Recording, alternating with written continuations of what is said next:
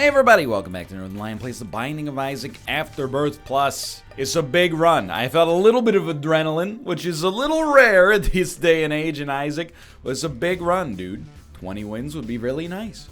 QRWN Blood 3. Drowsiness, not a problem. Stats, by the way, completely okay. Hold on. You kill these guys first, just because if it's paralysis, we could end up dead. You're just looking for not addicted. Hey, range up is totally okay. Anyway, like I was saying, stats are fine, and I mean, could be better, but let's be honest. HP is amazing, and blank card is an incredible spacebar item. Literally, like, if we find one good card, I wouldn't necessarily say the win is 100% sewn up, but it might be like 95% sewn up. And you know, it's been a good day so far. It's 1:24 p.m. on a Friday. Friday is my Friday. It's the day before my day off. Good workout this morning, good sleep last night, and dare I suggest, some good Slay the Spire episodes last night. But, you know, Isaac... Yikes, brother. Isaac, whether or not it's my most popular series in this day and age, which is debatable, I suppose, but... it's the center of my occupation, if that makes sense.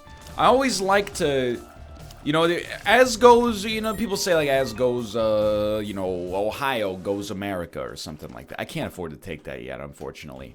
I'd like to, but our speed would be too low to survive, to thrive, let's say. As goes Isaac, goes the day to some extent, you know? There's a good opportunity for me to get my anecdotes out. There's a good opportunity to center myself about the axis and play games with a little bit of focus on them as well, you know, trying to make sure that I'm doing the best I conceivably can here. I got a long day of recording ahead of me, and I'm hopeful that this Isaac run that started with a lot of promise can help me get there. You know what I mean? Hold on. I knew it. I knew we could make it work. It is a bummer that this is not an XL floor, because it means we'll have to go through the entirety of the next floor in all likelihood without taking damage in order to get our deal with the devil, but really, we're surprisingly close to blowing this run wide open. Sure, the easy money is get a good card, but really one bomb could be all we need to start ticking here. We get one bomb, blow up a tinted rock, we either get a spirit heart, we get a small rock, we get a cache of consumables that also gives us another bomb, allows us to blow up the other tinted rock, allows us to blow up the other tinted rock. You get the idea. You know, we start to tick there. What else? I mean, it's not that bad, honestly. Any DPS upgrade or a speed upgrade from our boss. And there's a few items, not many, but a few items that can do, you know, a little of column A and a little of column B. Key. That's a bummer, dude. That would allow us to take Taurus, which would allow us to have like an end game sort of scenario where we can pretty much walk into any room, kill all enemies with contact damage, and not have to worry about a whole lot in the whole scheme of things.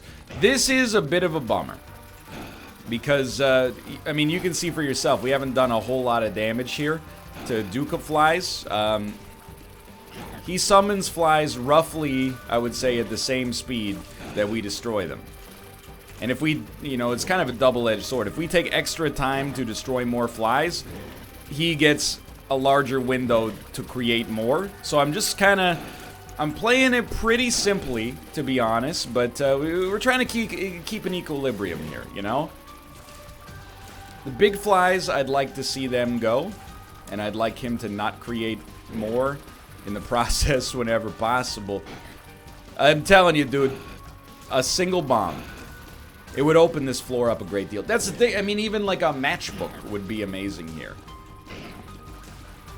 You know, I'm not going to say that it's times like this I start to, you know, the edges start to wear a little bit around Isaac's central design philosophy. I mean, I'm choosing to play as Eden.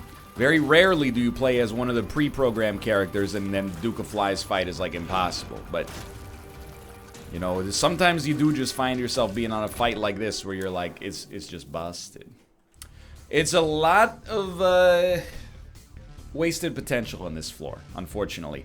I appreciate the DPS upgrade, but I mean, I would have preferred Rate of Fire, but we don't have to go down that road, and we don't have to ride till we can't no more. But I think we're just gonna leave. I would like to take Taurus, but there's like a knock-on effect. We take Taurus, we're probably gonna take damage. We take damage, we don't get a deal with the devil. We don't get a deal with the devil. What good is our 3 HP doing us? You know, we don't manage to leverage our HP for more DPS. You know, we start to take more damage in the process. Oh crap, we got hit anyway. All right, so I actually think we've played fine on this run and have just been, and victim is a loaded word at any point, but especially in a video game, I guess. I wouldn't say we're the victim of bad luck necessarily, because, you know, it implies perhaps correctly or otherwise that we're in a situation in which we have no control. I definitely don't agree with that.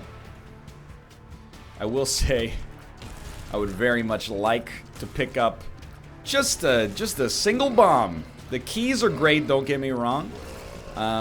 Just a single consumable bomb, and everything starts to fall into place on this run. You know, or a card that gives us like an ace of clubs even. I'm not complaining. I'm just hitting you with a plaintive tone. A bomb, please, sir. What do you guys think is the most unappetizing name for a food ever? The sigh that I made there was just because, I mean, you probably don't need me to tell you, but not necessarily the biggest fan of betrayal as an item. I don't like to pay for it. To get it for free is also not so good. Okay, dude, check this out. Was there a tinted rock on the stone chest room? Let's put our money where our mouth is. Now, I bring up what do you think is the least appetizing name for a food for a very simple reason. Malf was hungover yesterday. I'm not putting him on blast. He had a very mature response to the hangover, in my opinion, which is, I'm never gonna drink again. Which I think is a very sensible approach. I was talking about it in Malf's chat. I felt like we were like kindred spirits. In my 20s, I loved alcohol. Well, in my early 20s at least, and maybe into my mid-20s to some extent. Now that I'm older, I'm like, dude, it's not that the hangovers are worse. You know, as your priorities shift around in life, you know, is it really worth a couple of, or even a few hours of good times to feel bad tomorrow?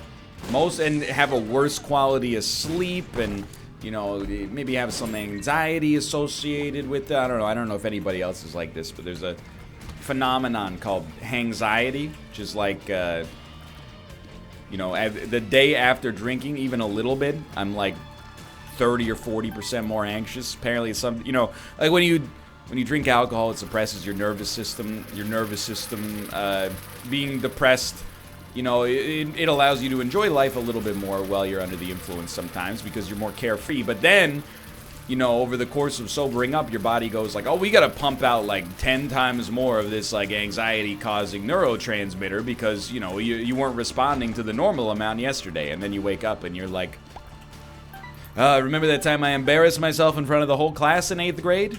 You know, you get the idea.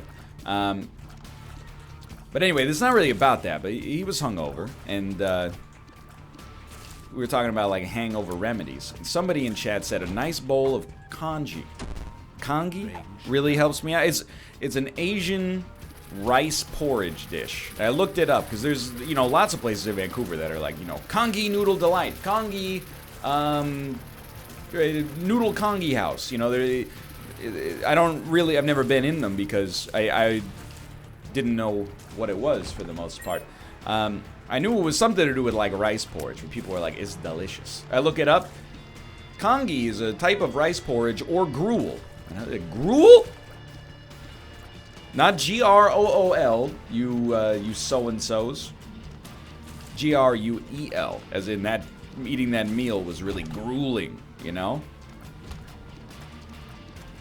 I gotta imagine, like, there's a reason it's not called Gruel Noodle House. Dude, okay, that's my own fault on the damage there for sure, but...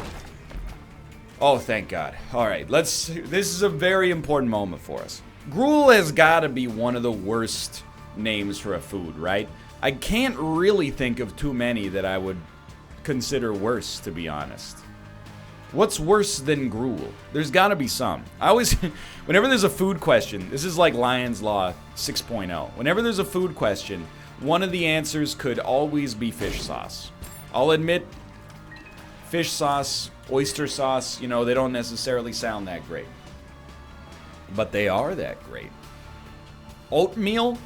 Dude, I would rather eat oatmeal than freaking gruel.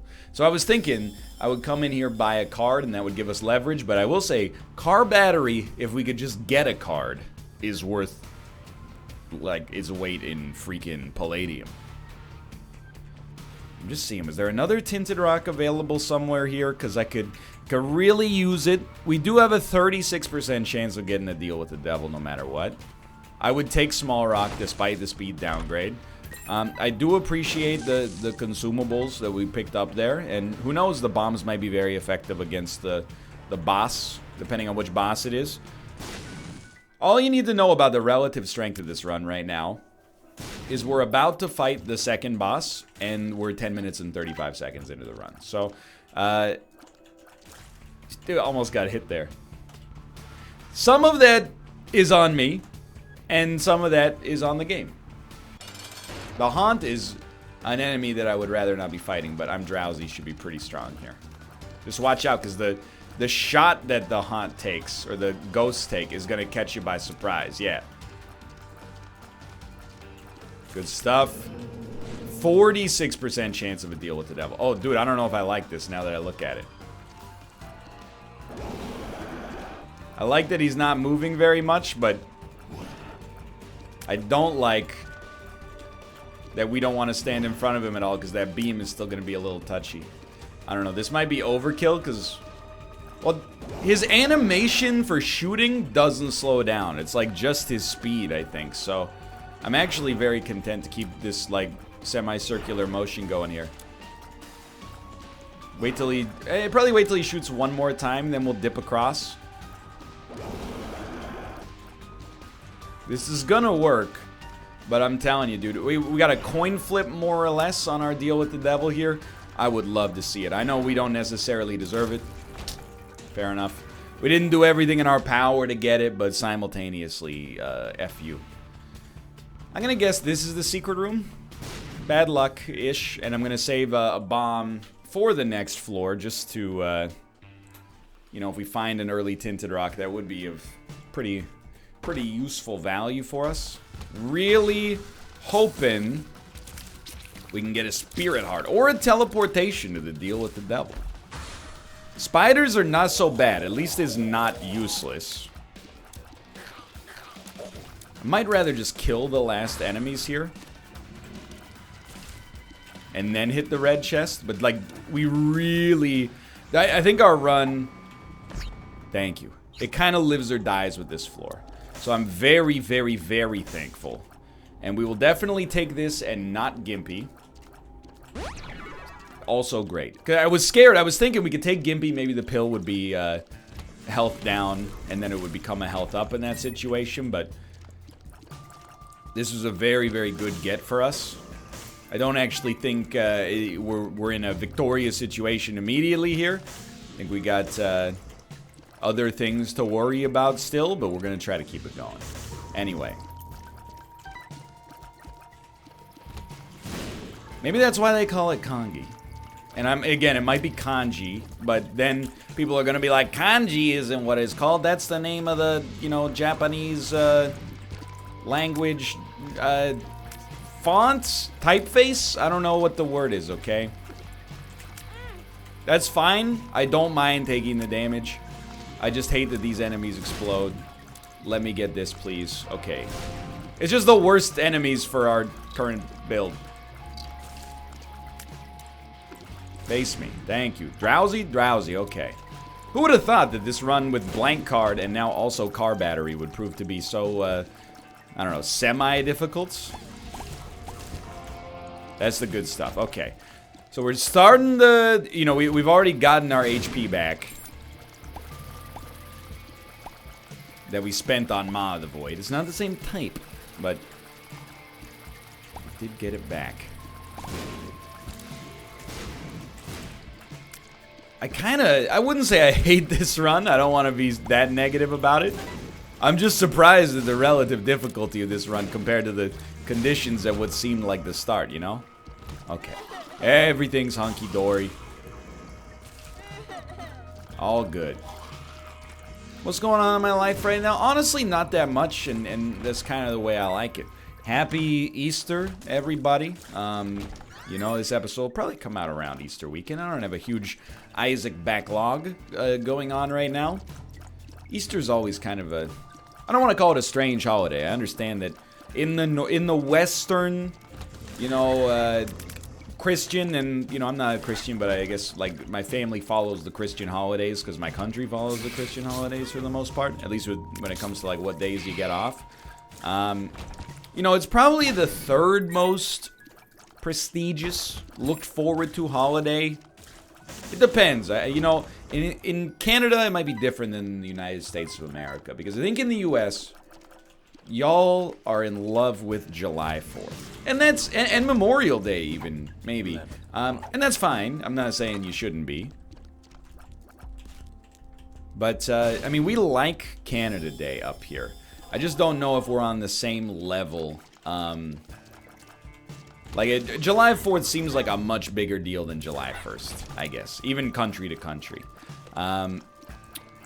But I think Easter, I don't know, in our family it was like the third. And it's one of the 3 feasting holidays, which is why I've grown to appreciate it more as an adult. You know, as a kid, you're like, I get to go to grandma's house, and then, you know, she spent all day cooking a dinner, and you eat it and go like, yeah, it's good, grandma, but I'd rather have chicken nuggets. And then you're like, Mom, can we go? And you're like, okay, let's go home. Ungrateful is the word I'm looking for here. But as an adult, I'm like, any excuse to eat, not that you need it, is always a positive thing. It's one of the better holidays, in my opinion. Although, as an adult, every holiday is kind of an excuse to eat. You know, Valentine's Day, it's an excuse to go out for a date. Not that you need it. Again, I don't need an excuse to eat. I don't need an excuse to tell my wife I love her and take her out for a nice meal either. But, you know, try posing that argument in the moment. It's like, honey, the restaurants are so busy. On February 14th, I figured I would just take you out on May 14th instead. You know, isn't it? You might be able to get away with it, but you gotta run it by her in advance. You can't just bring it on her in the moment, you know? Just do what I do. Wake up in a cold sweat sometime in early January and be like, I haven't made reservations for Valentine's Day. And then you go, okay, good restaurant, full. Good restaurant, full. Okay, then you go into open table and you go, what's the best restaurant that's not full? And they go, Burger King. And you go, all right.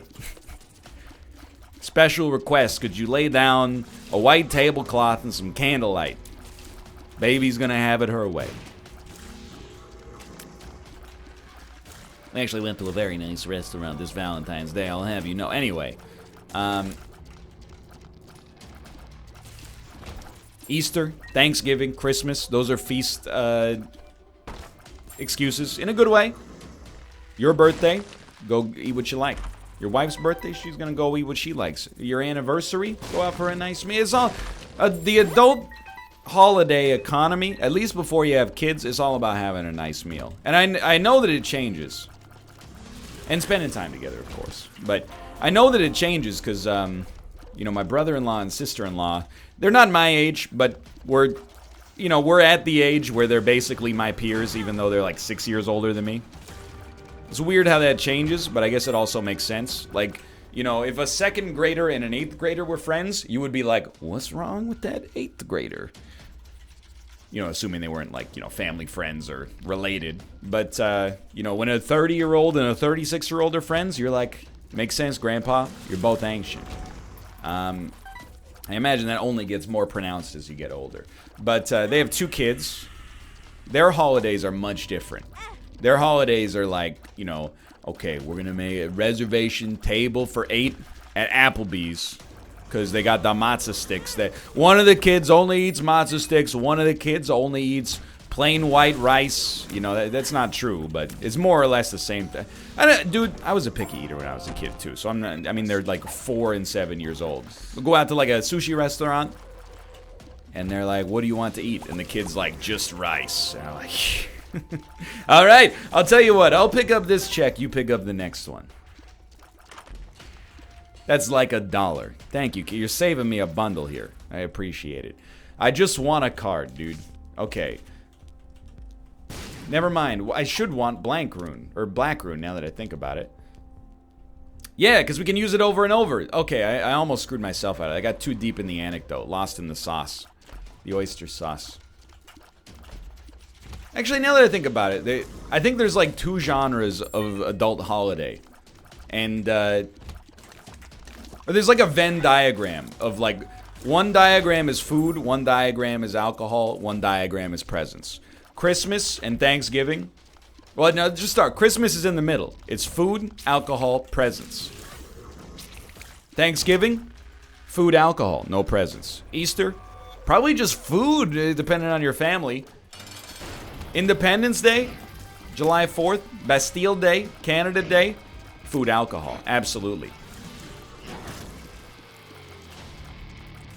Food, presents, Chinese New Year, Lunar New Year, Solnal, whatever you would like to call it. Dude, I honestly don't think those are worth it at all. Let's do that, though. I'm telling you, I'm onto something here. Alcohol presents, Christmas party at work. You can describe any holiday as being, you know, it's like RGB for you know, how you're going to describe any value in color. You can do the same for any holiday by just prescribing it a value of food, alcohol, and presents. I promise you. Is guaranteed. I've just changed the game completely.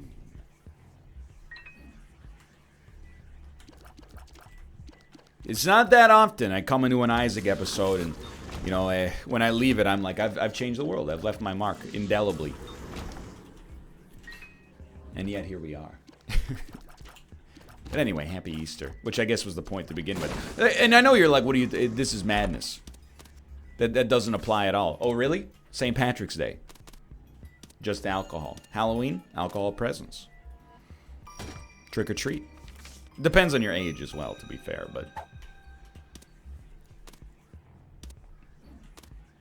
This only applies in your 20s and 30s universally, okay? This is just one man's experience. I can't think of any other holidays. There's the May 2-4 weekend in Canada. I bet you can figure out what that is regarding. That's Victoria Day, but we don't call it Victoria Day anymore. It's the May 2-4 weekend. Doesn't always take place on May 24th. That doesn't stop you. What about 420? Trick question. You might have thought you had me. Guess what, son of a gun? Not a holiday. Not yet, anyway. See how the 2019 election shakes out here. Now, again, the run, you know, Depths 1, 21 minutes, 30 seconds is a little on the slow side, but so am I. So I think that we're very uniquely and evenly matched here. Blank card, Black Rune, is doing some wonderful goodness for us. Let's see if we can get another deal with the devil. Because, to be honest, I don't think we really... I mean, we don't have the money to play that guy. But we also don't really have the desire to play that guy. We finally... I knew it was going to happen at some point, but we got to the point... The tipping point, if you will, where this run became... pretty much difficult to lose. More difficult to lose than it would be to win, for sure. And, you know, Holy Light helps us out a lot in that regard, but the big enabler for us was really just, you know, Maw of the Void first. It was a great catalyst, but then also just having, like, literally anything that gives us value for having blank card. We were sitting here with, like, a nuclear bomb, but we didn't have the uranium to make it tick. Now we got the uranium, and honestly, I might be more dangerous with it than without it. I don't really care much if we get hit. We got to be careful about the frequency of getting hit. But getting hit a little bit, not that big of a deal. It's honestly, it's that time of the year. I don't know about you guys, but I find it hard not to be in a good mood. Weather's getting nicer. You know, knock on wood, but tax season starts to be in the rearview mirror a little bit, depending on the way, you know, when the end of your fiscal year is, depending on where you live. As an adult, it's a big deal. You probably saw it, you know, if you were on Twitter this weekend. Every streamer was doing their taxes. I do want to, you know, I'm not going to tell anybody how to live their life, but you don't have to leave your taxes until the very last weekend and then do them and then be stressed out. I get stressed out by it, but, you know, I'm just anxious sometimes in general. But you could do them like January 2nd if you wanted to. You would be judged, because that's like the kind of thing where, you know, the teacher assigns you some homework. And then, you know, it's not due for 3 weeks. You come in the next day and you're like, it's done. You know, that's a little, I'm not going to say BM, you know, if it's your prerogative and you got nothing better to do, then by all means. But, you know, you could do it April 1st. You could do it March 23rd. Doesn't matter. You don't have to, it's not that they only give you 2 days to do it. But, you know, it's my favorite topic of conversation. Without turning the gaze of criticism inwards, how could other streamers live their lives better? I've become the backseater. You can't love the backseating without backseating yourself a little bit. And I mean backseating,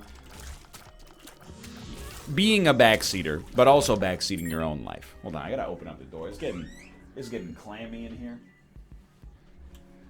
This room is is an incredible insulator. Door open, breezy. Door closed, it becomes like a 11th grade physics class calorimeter. Not quite thermodynamically insulated, but pretty close to being a perfect insulator. You guys ever use calorimeters? Maybe, maybe not. You probably have if you've taken a high school physics class. You know, it's like a metal cup that has another cup inside of it, and then the idea is that you minimize heat loss due to anything, basically, except for the conditions of the experiment specifically. Anyway, you get the idea. Nerd alert. Sort of. Hold on. Okay, I mean, probably not going to want the card, but we might as well look. We got 2 cards, that's right. One of them's 2 of diamonds. You know what? I'm just going to pop it. I don't really care about our money situation right now. Yo, so we got to... No, we didn't get to Bookworm. You idiot. I was like, I can't believe we got to Bookworm. That's only 2 books. 2 books does not make you a bookworm. Unless they're long books. Like, if one of them was the brothers Dostoevsky and the other one was War and Peace, well, congratulations. I know who your favorite self-help author is, but also, those are large books, no doubt about it. If the 2 books you read are The Old Man and the Sea and Brave New World by Aldous Huxley, well... I'm not going to say they're not literary classics. By the way, I'm basically roasting myself because when I was in my reading phase, which, you know, I hate to say that I'm out of it, but it is true. When I was in my big reading phase, I was reading a lot of short classics. I did that when I was younger, too. Like, I would, you know, buy a Halo book or something like that, you know? And I'm not embarrassed to admit it. You know, I was 14, 15, 16 years old. You buy a book about something you're interested in, 250 easy reading pages, you just finish them off, you know, polish them off in a night or two. I was doing that, but with the classics. And it felt nice. Whereas a longer book, I don't know, I think Goosebumps ruined me as a kid. Because, you know, I probably, this is not a flex. I'm thankful that people have stopped saying weird flex, but okay. But this is not really a flex. I probably owned, like, I don't know, 60 to 75 Goosebumps books as a kid. My bookshelf was just littered with them. To be fair, there was, like, 1 new Goosebumps book every week for, like, 5 years. And then there was Fear Street, and then there was the Choose Your Own Adventure Goosebumps books, and the etc. And the other thing is, they're real easy to read. You might be like, did you read them all? Yes. I probably, on average, read every single one of those books 3 or 4 times. They didn't take that long to read. But I think that gave me, I wouldn't say a bad habit, but I would say, like, you know, it conditioned me to be like, you know what's the ideal kind of book? A good book you can read in 7 or 8 hours maximum. Just say, you know, to be honest, it's kind of like, it didn't really come back to bite me. You might be like, what about when you got to high school? What are you talking about? Each one of the Shakespeare plays we read was like under 150 pages. And then we read some novels, but they never prescribed. They never assigned a more than like 400-page novel. You know, in 1984 we read in 11th grade. What's that? It's like 150 pages, 200 pages. We read Fifth Business in 12th grade. That might be up in like the high 200s, low 300s, but still. You know. Lord of the Flies in 10th grade is another short one. And then, a great book, by the way, of course. I'm not telling anybody, you know, information they're not aware of already. It's been a classic since like 1930, but you get the idea. And in 9th grade, we read To Kill a Mockingbird. It's like another 150-page book or something like that, you know. And you might be like, okay. But then when you got to university, you took some English classes. Didn't it come back to bite you? And the answer is not really. Not in undergrad, at least. I took an English class because I had to take an English class. I wasn't against it either. What did we read? We read Bartleby the Scrivener by Herman Melville. Not very long. We read Metamorphosis by Kafka. It was very, very short. We did read, did I say the Brothers Dostoevsky earlier? I meant the Brothers Karamazov. We did read a little bit of the Brothers Karamazov, but it was only like a one-chapter setup from it, so... You know, they don't assign things that long. Then once you get into, like, your graduate degree, I'm sure that it's like, hey, here's, I have a dissertation on, every single syllable of Thomas Proust's work. But, you know, I didn't get to that point. By that point, I was doing PCRs and culturing agar. This run is on the cusp of greatness. Right now is definitely good, and I'm stoked that, you know, barring catastrophe, 20 wins in a row, absolutely coming our way. However, let me just pop it. I just, you know, I could use a little bit more. Doesn't have to set the world on fire. If we could just end up with, like, and I know we got Holy Light, so I'm not saying, you know, who says no. If we could just get piercing shots, and that's a big ask. It's like, you know, that's a present holiday for sure. Yeah, as long as we're going on the archetype. But, just piercing shots to lower the time to kill on these rooms ever so slightly. I know we're definitely going to win regardless, and I shouldn't be worried about this run. I should be worried about making sure that I don't let bad habits creep in that could affect us on the next run, but hey. Honestly, I've been in a weird, like, run of form lately. And I know you're going to be like, I doubt it. But, you know, Sekiro's been going pretty well.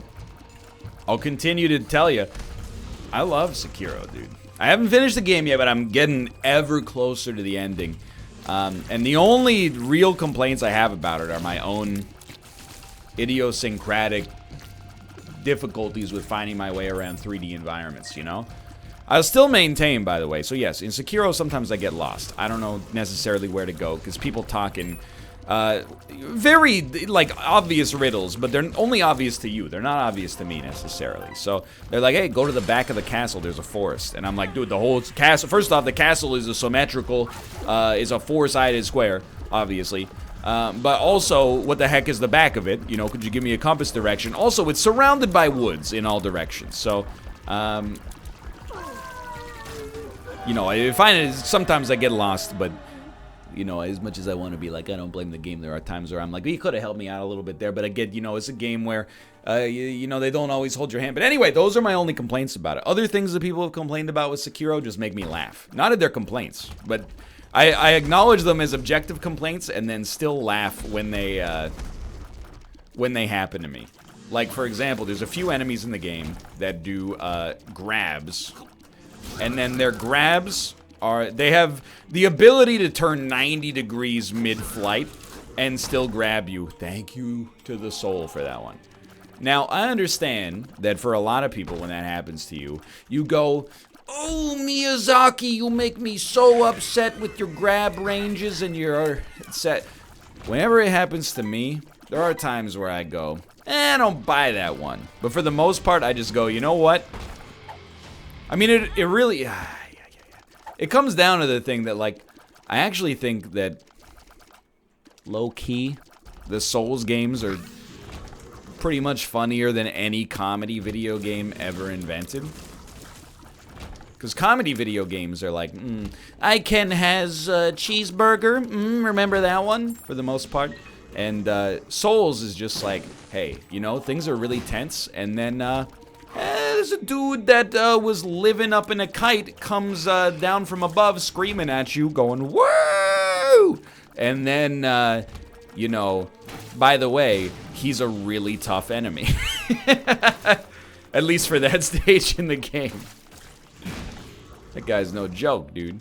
That's hilarious to me, is that you would be creeping through this environment like, oh man, I hope nothing happens, and then literally like something you couldn't have possibly predicted in a million years happens. I know you can see him, but only if you know he's coming, dude.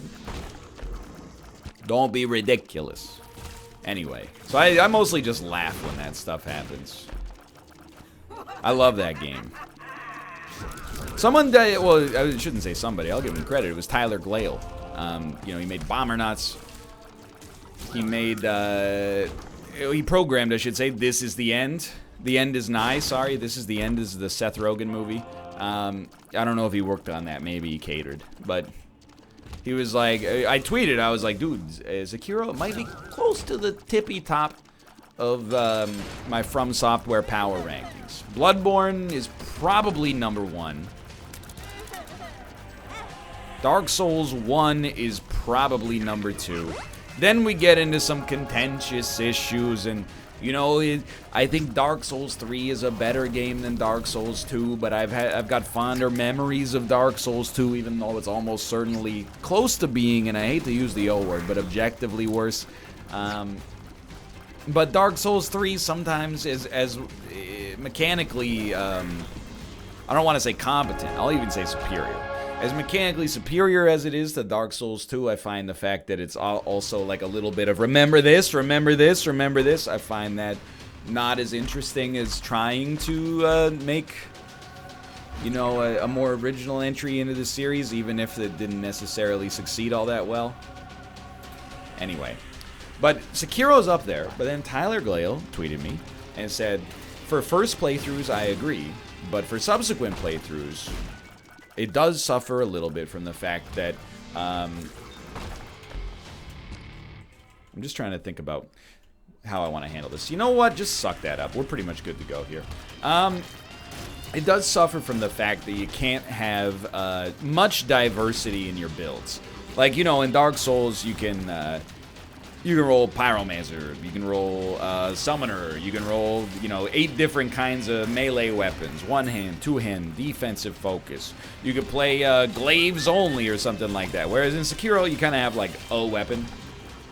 And if you really, and this is, I have to preface this, because on the internet there are people that are concerned with being correct, no matter how pedantic it is, and how likely it is to leading to people talking behind their back when they leave and being like, why is that guy so pedantic? I don't know. Otherwise a pretty nice dude, but he's always popping in to be like, actually an Oxford comma is, you know, blah, blah, blah. But you can, you know, you can have different prosthetics that you run, and you can learn different skills. Do those make a marked difference in the way that you approach the game? Yeah, but not nearly as much as like, hey, my dude has a sword versus my dude holds a big staff that, you know, someone's homing bolts out of it. But then I got to thinking, I was like, first off, that's like an objective good point. But then I was like, you know, what's my favorite From Software game? It's probably Bloodborne. Have I played New Game Plus in Bloodborne? No. Are you crazy? I was happy just to beat those DLC bosses the first time through. I think I really, this sounds unfair, but to be dishonest with myself would be more unfair. My opinion of Dark Souls 1 has gotten worse, don't shoot the messenger, because they kept going back to the well for more and more Dark Souls, if that makes sense. Dark Souls 1 the first time through was a magical experience for me. Now that they've been back a few more times, I'm kind of like, you know, it's not as special as a result, if that makes sense. It's like going to a restaurant, you know, you're 15 years old, it's a special occasion, you're like, that's the best food ever. You're back in town 10 years later, you're like, oh, I gotta go to this place. I remember 10 years ago I had an amazing meal there. Then you eat it, and because of the value of having more experience in your life, and, you know, just your taste changing in general, you're like, you know what, this is it's good, don't get me wrong, but it's kind of devalued the original experience. It turns out it was better in memory than it is now in vivo. And I kind of think that's why, you know, I've got Dark Souls 1 and Bloodborne real close on the power rankings, but Bloodborne is its own unique thing. If they made a Bloodborne 2, and it wasn't a true, insanely great masterpiece on the level of Bloodborne 1, close to it at least, it might devalue Bloodborne 1 for me, but they didn't. So for now, I'm ready. I give Bloodborne 1 just a little edge, even though I still love Dark Souls 1. Anyway, for now, thanks for watching. I hope you guys have enjoyed the episode. If you did, click the like button. 20 wins in a row is pretty spectacular. It's been a good April so far. Hopefully we can get to 30. That'll be a nice little achievement unlocked for me on a personal level. But for now, thanks for watching. I hope you enjoyed it. If you did, click the like button. Helps out a great deal. Of course, subscribe if you want to see more in the future. And for now, thanks for watching, and I will see you next time. See ya.